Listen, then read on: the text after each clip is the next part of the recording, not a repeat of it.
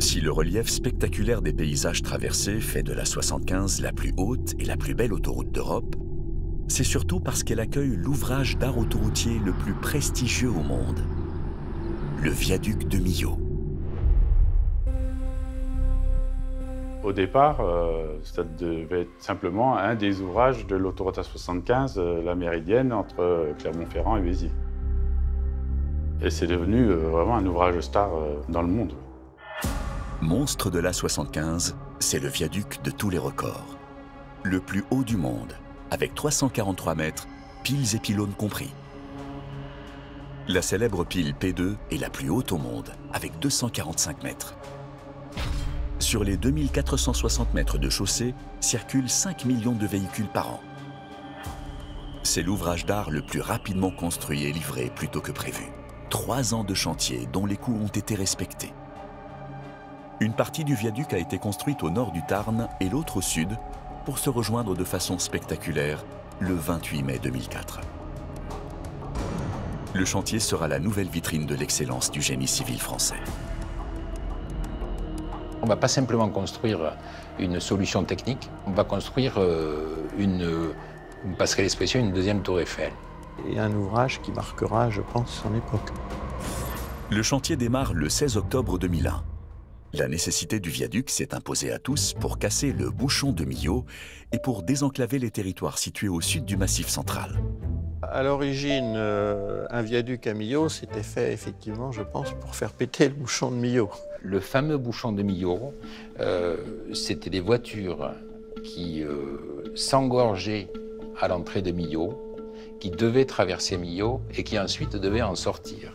Et donc vous aviez des kilomètres qui se calculaient en heures. On disait que c'était un bouchon de tant d'heures. Donc vous aviez parfois 4 heures, 5 heures, 6 heures d'attente pour rentrer dans Millau et pouvoir en sortir et après être libéré, libéré sur le Larzac, si j'ose dire.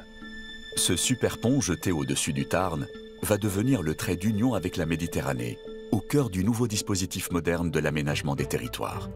Car l'enjeu, c'est bien le franchissement de 2 routes départementales, d'une voie ferrée et du Tarn. Millau, c'est un croisement de 2 vallées. Et vous avez, au nord-ouest, vous avez le Causse Rouge, au nord-est, vous avez le Causse Noir, et au sud, le plateau du Larzac. Et vous avez une énorme différence d'altitude entre les plateaux. Donc, comment fait-on? Si vous connaissez la topologie du lieu, il était difficile à imaginer. Il fallait être très visionnaire.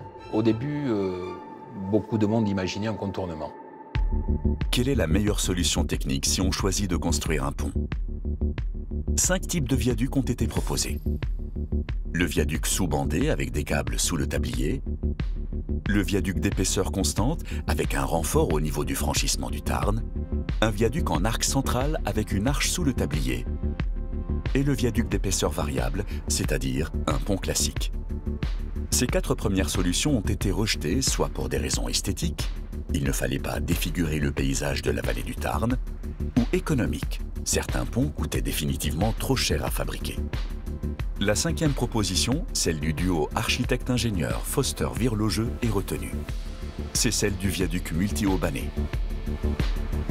On va suspendre le tablier par une série de câbles qui vont directement du tablier au pylône, et qu'on appelle des haubans. Et en fait, toutes les charges du tablier sont reprises par les haubans, qui les ramènent en tête de pylône et qui de là redescendent dans les piles et les fondations. Ce viaduc mesure 2460 mètres de long, l'équivalent de 20 stades de football. La largeur de son tablier de béton est de 32 mètres, soit 17 hommes bras tendus. Le viaduc passe à 343 mètres au-dessus du Tarn, 20 mètres plus haut que la tour Eiffel. La pile P2 la plus haute, 245 mètres, et sa petite sœur, la P3, 223 mètres. Ces hauteurs sont encore inégalées dans le monde. Pour construire ce géant, un procédé original a été mis en place. Tout construire de part et d'autre des rives du Tarn. Les piles qui soutiennent l'ouvrage ont été érigées grâce à une technique innovante.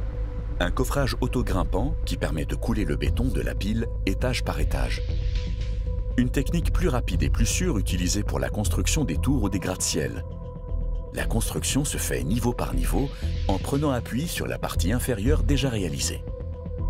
l'angoisse, c'était quand même la construction de la hauteur des piles. Le positionnement, les déplacements, la maîtrise des bétons.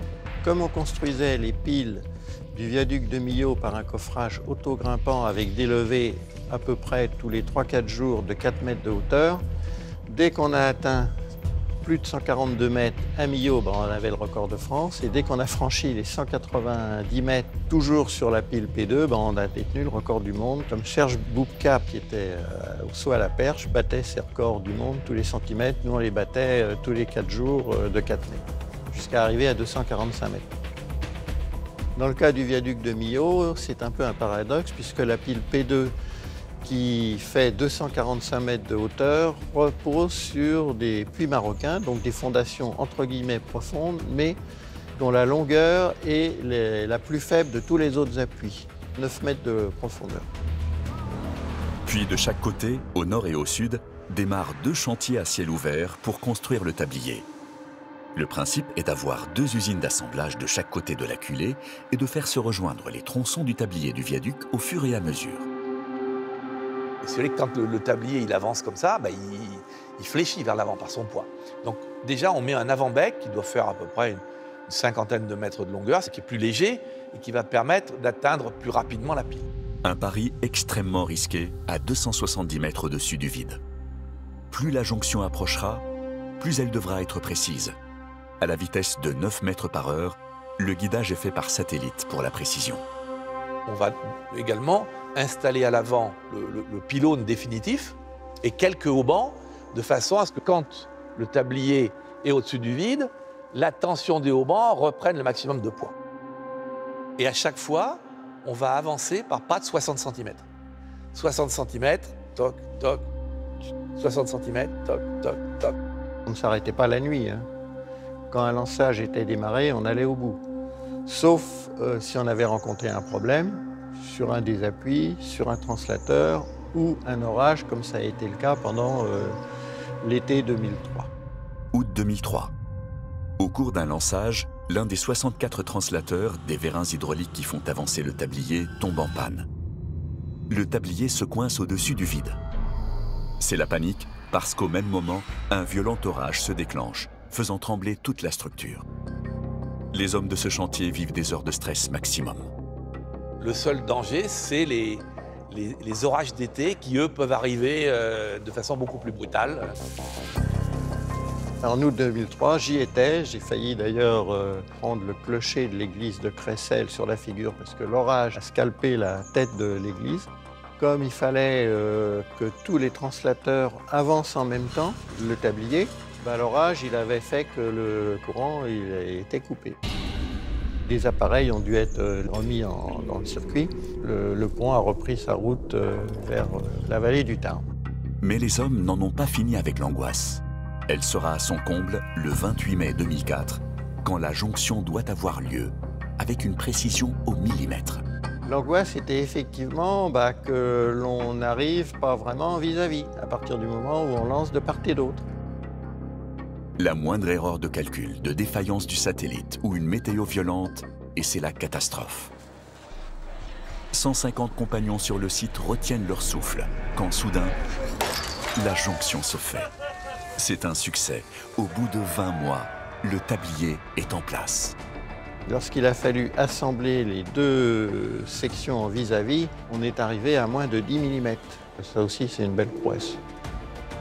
Ensuite viendront se positionner les derniers pylônes.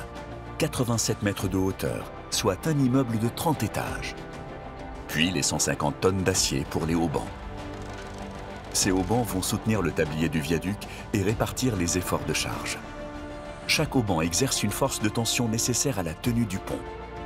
Les 36 000 tonnes d'acier, l'équivalent de plus de 5 000 éléphants, supportent le tablier sur lequel vont être coulées les 10 000 tonnes de béton bitumineux sur près de 7 cm d'épaisseur.